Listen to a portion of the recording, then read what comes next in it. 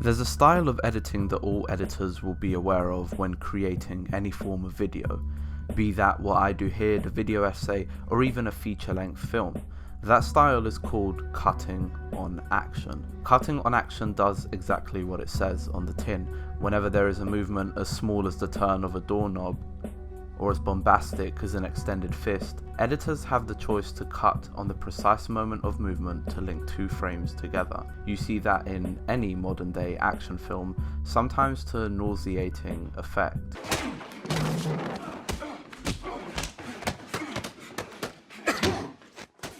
Sorry, Jason Bourne. But then you get films like Satoshi Kon's Perfect Blue, which isn't an action film, but utilizes cutting on movement to varying effect. I think it's important to quickly refresh everyone's mind on Perfect Blue. This is a mind-bending psychological thriller wherein which our protagonist, Mima, leads a life overwrought by a split personality disorder, or at least we think. By the end, we discover that it was her sister Rumi that was the person committing the murders that Mima was perceived to have done. But it is there where Satoshi Kon's brilliance lies, because if not for the unique style of editing, we wouldn't quite believe the twist when it happens. In fact, even if we did, it would have very little effect on the audience. By the time the credits roll, the last 30 minutes feel like 5. In fact, watching Perfect Blue is like watching one of those crazy The Bee movie, but every time they say B it goes faster. Except this is Perfect Blue, but every time Satoshi Kon cuts some action, it gets faster. The only reason we believe that it's Mima who commits acts of murder throughout the entirety of Perfect Blue is due to the blurred lines in Kon's editing of the film. The opening 5 minutes are blown up with quick transitions. These examples prove that Kon wanted to create a confusing film with an unreliable protagonist. By establishing that unreliability, the audience are therefore forced to focus on the minute details. The repetitive quick cuts allow for the story to, at least subconsciously for the audience, move at a faster pace than the plot dictates or runtime suggests. Without this style of editing, Perfect Blue would likely descend into being a slow burn film, and while there is no issue with that of course, especially since the story lends itself to a slow burn, the quick cut style helps to keep the audience engaged. If the story is slow, it's sometimes easy to doze off and miss out on plot points or nuanced twists. Perfect Blue is a film that depends hugely on its twists because it's a mind-bending film. Yet because the editing is fast and cuts on action, it almost feels as though Satoshi Kon is repeatedly slapping the viewer in the face to keep them engaged with his film. So that's one way in which cutting on action elevates Perfect Blue to a higher level, but there's more. How about the way in which editing and merging of sound advances character emotions? The following sequence that cuts between Mima in the concert and Mima shopping is significant in its sound. We go from the loudness of the concert to the meditative quiet of a grocery store. This establishes these two personalities as well as the clash between a mundane life and one of fame. If the woman shopping is Rumi and Mima is performing at the concert, then this cut only works so as to further the difference between the two. It makes Rumi's story more tragic, one where she dreams she could have some meaning to her life, a life which is devoid of adoration.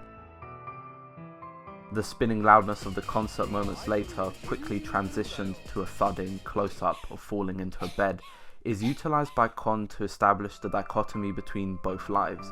Depression and stardom are juxtaposed to show the two paths of Japanese lifestyle. And then we cut again to the bed being on a TV screen. This further blurs the lines between the character of Mima and the mind of Rumi. It's here where Kon begins to send the audience through a whirlwind of thoughts and theories in order to make his story more potent. Cutting on action is undoubtedly important. Of course, on the surface it keeps the picture running smoothly without abruptness, but it also allows Kon to poke a thread through various scenes without having to focus on a scene of exposition that disrupts the flow of the film. But the cutting on action in Perfect Blue extends beyond what we see on the surface, because if you were to scratch beneath said surface, you'll find that this bombastic style of editing echoes the mind of our titular character, Mima. The further the film goes on, the quicker and shorter the scenes become. Now, you may have heard me talk about this in my Requiem for a Dream video, but the editing forces the scenes to get shorter as the film goes on. What this does is it mirrors the claustrophobia of the character and their descent into madness. As Mima's mind spins and enters freefall, supported by the violent acts of Rumi, the film echoes this through its quick-cut style. Kon's editing intentionally distorts reality in an organic way. It's believable but not forced. This is perhaps seen best in the final third, where every act of murder is quickly enveloped with a scene of Mima waking up. Kon's editing also intentionally keeps the audience in the dark. After every murder scene in the third act, we get a shot of Mima waking up. Now, is she dreaming? Is she unaware of her acts? Is there a different side to her? By establishing these unanswerable questions through the editing, Kon keeps the audience undoubtedly engaged while also creating a film with incredible layers of depth. Because our cinematic literacy naturally dictates that we pair murder and dreaming with the former act having not happened, Kon uses this style to throw a spanner into our minds and force us to work his story out. This style of editing is a signature of Kon's, a way of bringing the audience on a level playing field to the characters. Furthermore, it's also a way of establishing a closeness to said character, even if it feels fabricated. Throughout the film, Kon uses cuts to transition from Mima in reality to scenes of her acting and on TV. These are unexplained and not revealed that they are on TV until a few seconds later. For a moment, it adds drama, palpable tension, and an element of confusion to a plot which again keeps audiences thinking. These jolts in the timeline are made successful due to the quick cuts that Kon employs. While the two scenes separated by the cut may not usually bear any resemblance or make sense, Kon's cutting on action and visuals allow him to poke a thread through both scenes to tie them together, something very few directors ever successfully achieve. Perfect Blue's cutting has forever been sending ripples through the world of editing ever since its release in 1997. You see it in modern day peppered throughout the works of many A-list directors, primarily Darren Aronofsky. Every cut, every edit has a unifying purpose. It's within those cuts that you find the small details explaining the film and its outcome. By accepting that and attempting to decipher the blurred lines that Kon creates, it is there where we begin to understand the excellence of the man's mind.